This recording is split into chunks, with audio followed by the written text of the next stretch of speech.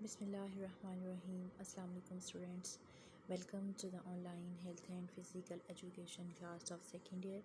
उम्मीद करती हूँ आप सब लोग खैरियत से होंगी और डेली का जो लेक्चर आपको दिया जाता है आप साथ साथ उसको याद भी कर रही होंगी। हमारा आज का जो लेक्चर है वो मशरूबात पर मुश्तमिल है। मशरूबात जो हैं उससे क्या मुराद है? ठीक है, मशरूबात जो हैं वो रकीक मादा है जो पीने के तौर पर इस्तेमाल किया जाता है। मशरूबात की जो है वो दो इक़साम होती हैं, एक होते हैं अल्कोहली मशरूबात और दूसरा होता है गैर अल्कोहली मशरूबात। अल्कोहली मशरूबात जो होते हैं इसमें अल्कोहल पाई जाती है और ये सेहत के लिए नुकसानदेह होते हैं, और गैर अल्कोहली मशरूबात जो होते हैं इनमें अल्कोहल नहीं पाई जाती बल्कि ये वो रकीक मादा होता है जिसको पीने से फ़रहत, सुकून और ताज़गी का एहसास होता है। गर्मियों में मशरूबात जो हैं हमारी सेहत के लिए बहुत ही मुफीद साबित होते हैं और इनको पीकर जो है वो फ़रहत, ताज़गी का एहसास होता है। कुछ मशरूबात ऐसे हैं जिनको पीने से जिस्म में पानी की कमी पूरी होने के साथ साथ तवानाई फ़राहम करने का भी वो बाइस बनते हैं, और इनको पीने से जो है वो फ़ायदे ही फ़ायदे हासिल होते हैं और इसका कोई नुकसान नहीं। For example lassi, cocoa. इसके अलावा जो है शकंजबीन, रोगने बादाम का जो शरबत बनाया जाता है वो, जिससे शरबत बादाम भी कहा जाता है, शरबत संदल है, जूसेस आ जाते हैं इसमें, अनार का जूस, सेब का जूस, ये तमाम जूसेस जो हैं इसमें शामिल होते हैं। तो इनको पीने से एनर्जी जो है वो बहाल होती है, एनर्जी मिलती है, क़ुव्वत मुदाफ़त पैदा होती है। क़ुव्वत मुदाफ़त बीमारियों से लड़ने की सलाहियत का नाम है। तो आइए अपने आज के लेक्चर की तरफ चलते हैं। हमारा पहला MCQs है, मशरूबात की इक़साम कितनी होती हैं? दो इक़साम है, ठीक है, 1, 2, 3 या 4। Right answer 2। कौन कौन सी? अल्कोहली मशरूबात और गैर अल्कोहली मशरूबात। ठीक है, तमाम मशरूबात का बड़ा जुज़ है दूध, चीनी, नमक या फिर पानी। तो इसका राइट आंसर है पानी। पानी जितने भी मशरूब हैं सबसे उनका अहम जुज़ ही पानी है, पानी ही उसमें शामिल होता है जिसमें उससे मशरूब बनते हैं। तो हमारे जिस्म का जो 70% हिस्सा है वो पानी पर मुश्तमिल होता है, इसलिए डेली बेसिस पर पानी को जो है वो अपनी रोज़मर्रा की खुराक में जो है वो शामिल करें। डेली जो है वो पानी का ज़्यादा से ज़्यादा इस्तेमाल करें। पानी के फ़ायदे ही फ़ायदे हैं। पानी पीने से जो है जिस्म में पानी की कमी को पूरा करता है। उसके साथ साथ अगर पानी ज़्यादा पिएंगे तो फाज़िल मादे जो होते हैं वो यूरिन की सूरत में बॉडी से ख़ारिज हो जाते हैं। जो गुर्दों का सिस्टम है वो अच्छे तरीके से काम करता है, गुर्दों की बीमारियों से बचा जा सकता है। पानी पीने से स्किन बहुत अच्छी होती है, पिंपल्स नहीं निकलते। इवन के पानी के जो हैं वो फ़ायदे ही फ़ायदे हैं, इसलिए डेली बेसिस पर पानी को जो है वो अपनी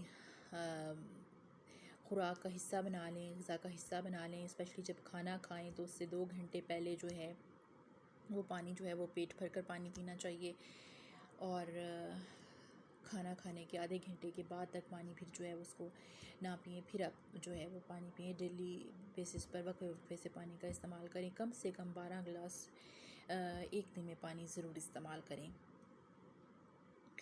चाय का पौधा होता है दरख्तनुमा, बैलनुमा, यानी कि जो बेलें लगती हैं, झाड़ी नुमा या ज़मीन के अंदर। तो झाड़ी नुमा जो है वो पौधा होता है चाय का। अच्छा, इसमें शॉर्ट क्वेश्चन में चाय के बनाने के तरीके के बारे में भी बताया गया है, वो मैं फिर आप आगे चलकर आपको जो है वो साथ साथ बताती जाऊंगी। हमारे यहाँ सबसे ज़्यादा पीने वाला मशरूब लस्सी है, शकंजबीन है, कहवा है या चाय है। हाँ जी, चाय जो है वो हमारे यहाँ बहुत ज़्यादा इस्तेमाल की जाती है पाकिस्तान में, और बहुत ज़्यादा पीने वाला मशरूब है। ठीक है, चाय में 2 बड़े अज्जा पाए जाते हैं, टैनिन और थिन है, नशाइस्ता और लहमियात हैं, हयातीन और रोगनियात और नमकियात हैं। तो टैनिन और थिन जो हैं इसमें पाए जाते हैं। दो बड़े अज्जा होते हैं। कॉफ़ी के दो बड़े अज्जा कौन कौन से हैं? कैफ़न है, टैनिन है, नशाइस्ता और लहमियात हैं, हयातीन और रोगनियात या नमकियात हैं। तो कैफ़िन और टैनिन इसका आंसर है। कोको जो है उसमें प्रोटीन होती है 20%, 16%, 25% या फिर 30%। राइट आंसर है 16%। कोको में चिकनाई होती है 55%, 50%, 40%, 30%। Right answer 55%। सकंजबीन बनती है।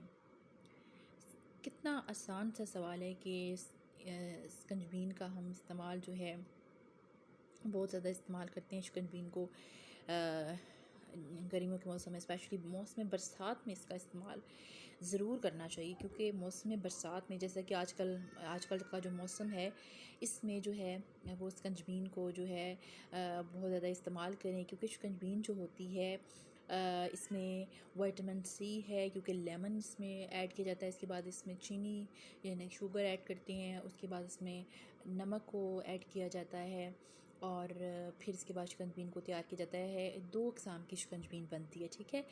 एक मीठी शिकंजबीन होती है और दूसरी नमकीन शिकंजबीन होती है। तो दोनों ही बनाएं। अगर शुगर के पेशेंट्स हैं तो वो नमकीन शिकंजबीन जो है वो बनाएं, और बाकी जो लोग हैं वो मीठी भी शिकंजबीन पी सकते हैं। यानी इसके फ़ायदे ही फ़ायदे हैं।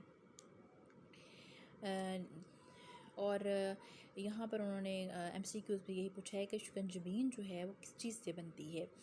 माल्टेस के रस से, सेब के रस से, लीमू के रस से या किन्नू के रस से? तो इसका राइट आंसर है लीमू के रस से। लेमन बार से बनता है। लेमन बार जो होता है वो किस चीज़ से बनाया जाता है, ये क्वेश्चन है। जौ और लीमू के रस से, अनार के रस से, सेब के रस से, माल्टे के रस से? तो लेमन बार जो होता है वो जौ और लीमू के रस से बनाया जाता है। ये तो थे कुछ MCQs जो मैंने आपको बताए। अब मैं आपको जो है वो शॉर्ट क्वेश्चंस के बारे में बताने के लिए जा रही हूँ। तो हमारा पहला शॉर्ट क्वेश्चन है, मशरूबात कितने इक़साम के होते हैं, उनके नाम लिखिए। मशरूबात जो होते हैं ये 2 इक़साम के होते हैं। अच्छा, ये भी पूछा जा सकता है कि मशरूबात से क्या मुराद है। तो अगर ये शॉर्ट क्वेश्चन आपको आए, ये बुक में नहीं दिया गया, मैं आपको बता देती हूँ कि मशरूबात से मुराद वो रकीक मादा होता है जो पीने के लिए इस्तेमाल होता है, जो पीने के तौर पर काम करता है, ठीक है, उसको मशरूबात कहते हैं। अब इन्होंने क्वेश्चन किया है कि मशरूबात की कितनी इक़साम है। तो आपने बताना है कि मशरूबात की 2 इक़साम हैं। कौन कौन सी हैं? अल्कोहली मशरूबात और गैर अल्कोहली मशरूबात, ठीक है। अल्कोहली मशरूबात से क्या मुराद है, ये भी शॉर्ट क्वेश्चन के सूरत में पूछा जा सकता है। तो आपने इसको भी याद रखना है कि अल्कोहली मशरूबात से क्या मुराद है। तो उससे मुराद ये होता है कि जिसमें अल्कोहल पाई जाए, ठीक है।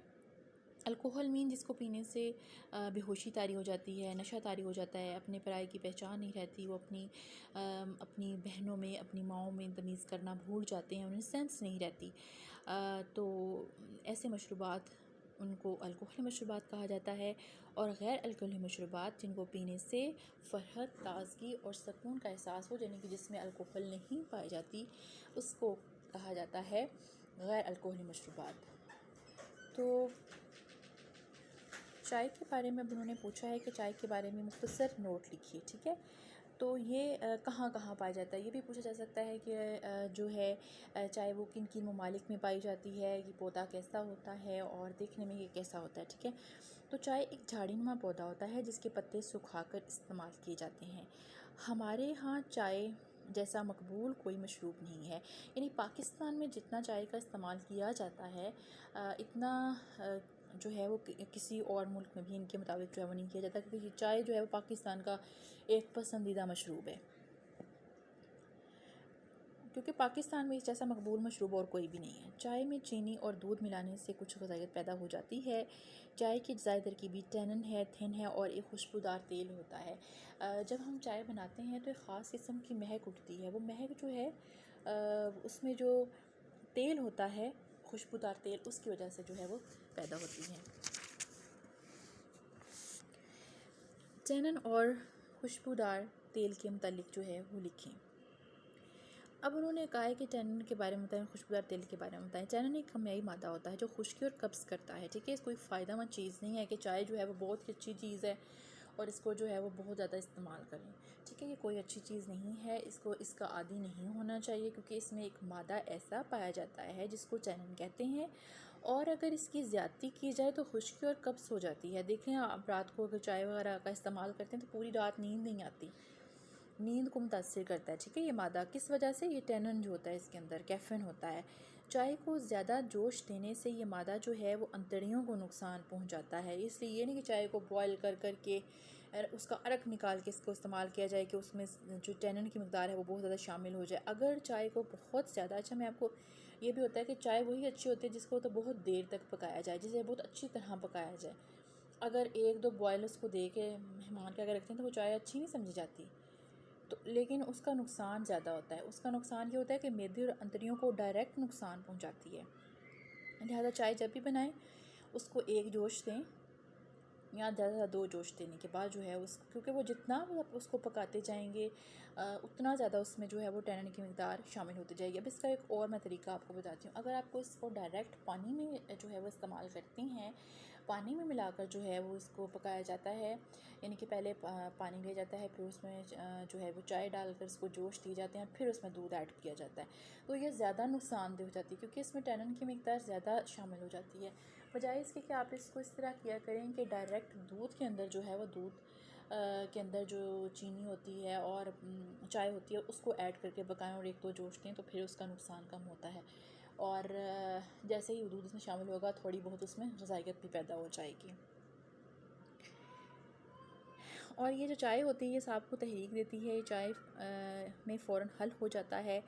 और थिन के अलावा खुशबूदार जो तेल है इसमें वो भी मौजूद होता है, जिसकी वजह से महक जो है वो बरकरार रहती है। कहवा या कॉफ़ी के मुतल्लिक लिखें। कॉफ़ी जो है वो चाय की तरह का एक पौधा है। अच्छा मैं आपको ये भी बता दूं कि चाय से ज़्यादा नुकसान देती है कॉफ़ी। पौधे के बीजों को भूनकर इसको पीसकर कॉफ़ी तैयार की जाती है। कॉफ़ी के दो बड़े अज्जा हैं, कैफ़ीन और टैनिन। कैफ़ीन के असरात भी थिन जैसे होते हैं। मजमूई तौर पर कॉफ़ी के दही वही असरात जो हैं फ़ायदे और नुकसानात हैं जो चाय के होते हैं, ठीक है।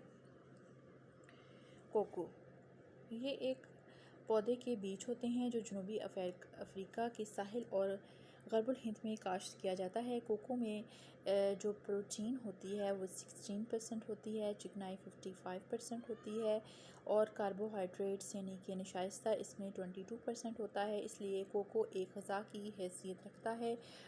इसके अलावा इसमें अल्कोहली मादा थिन ब्रोमिन भी होता है जो कि असाब को तहरीक देता है और तक़वियत बख्शता है, ठीक है। बाकी चाय और कॉफ़ी में इतनी ग़िज़ाइयत नहीं होती जितनी कोको में होती है, ठीक है। इसमें प्रोटीन भी है, फ़ैट भी है और कार्बोहाइड्रेट भी है इसमें। फिर है शिकंजबीन पर नोट लिखें। ये चीनी के शरबत और लीमू के रस का जो है वो महलूल है। गर्मियों में प्यास बुझाता है, खून पैदा करता है, हाज़मे में मदद देता है, इसको पीने से दांत मजबूत होते हैं। लिहाजा लेमन का इस्तेमाल जो है वो बहुत ज़्यादा मिक़दार में गर्मी में करना चाहिए, स्पेशली स्कंजबीन की सूरत में कि बहुत अच्छा और मज़े का टेस्ट भी इसका होता है। और जैसे उसको पीते हैं, पीने के बाद फ़रहत ताज़गी का एहसास होता है। जितनी भी गर्मी हो, आप गर्मी में जब खाना स्पेशली गर्मी में बनाया जाता है, आप गर्मी में खाना बना रही हैं तो आप उसमें जो है वो शिकंजबीन का इस्तेमाल करें और फ़ौरी तौर पर ऐसे ठंडक का एहसास होता है। लिहाजा हम कह सकते हैं कि शिकंजबीन जो है इसको पीने से फ़रहत ताज़गी का एहसास होता है, जिस्म में एक एनर्जी पैदा होती है, जिस्म में नमकियात की कमी पूरा करता है और विटामिन सी होने की वजह से ये दांतों के लिए बहुत मुफीद है। दांतों की नशो नुमा जो है वो अच्छी होती है। दांत जो हैं वो इससे, अगर आप लीमू को जो है वो इस्तेमाल करते हैं डायरेक्ट दांतों में भी, अगर आप उसको इस्तेमाल कर सकते हैं दांतों में बड़ी चमक जो है वो पैदा होती है। खैर शिकंजबीन के फ़ायदे ही फ़ायदे हैं, नुकसान इसका कोई भी नहीं है।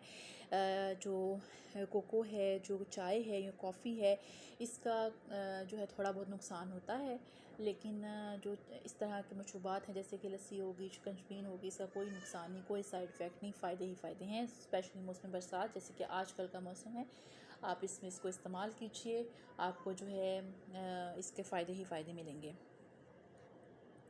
अल्कोहली मशरूबात पर मुख्तसर नोट लिखें। हाँ जी, अल्कोहली मशरूबात जो होते हैं सनती मशीनों और साइंस में करामत होता है, इंसान के ज़ाती इस्तेमाल के लिए नुकसानदेह है क्योंकि हकीकत में ये जहर है। इसकी बहुत कम मिकदार भी इंसान के अज़ाब आफ़तों और मरकज़ी असाबी निज़ाम को नुकसान पहुंचा सकती है। अल्कोहल मुख्तलिफ़ किस्म की शराब, विस्की, ब्रांडी, रिम वगैरह में पाई जाती है, लेकिन इसमें किसी को भी ज़्यादा पीने से जो है वो पीने वाले की तबीयत बेकाबू हो सकती है, हैवानों जैसी वो हरकतें करना शुरू कर देता है। तिब्बी इमदाद नशे की हालत में त्राश अशिया मसलन नींबू अचार देकर जो है अल्कोहल के असर को ज़ायल किया जा सकता है।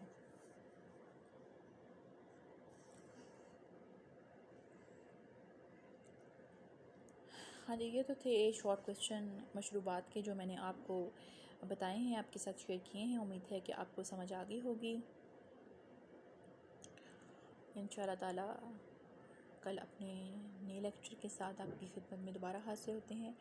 तब तक के लिए अल्लाह हाफिज़, टेक केयर।